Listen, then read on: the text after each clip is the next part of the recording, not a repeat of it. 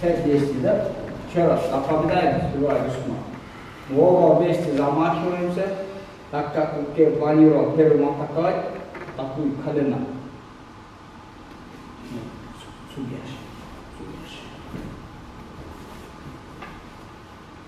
Колено атакует, видите?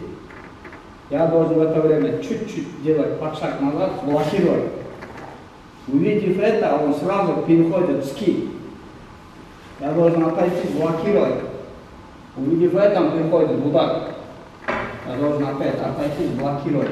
Он опять переходит в скид. Я опять блокировал.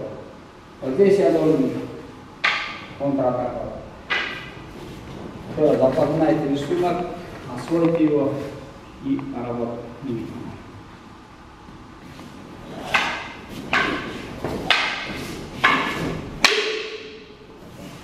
Раз.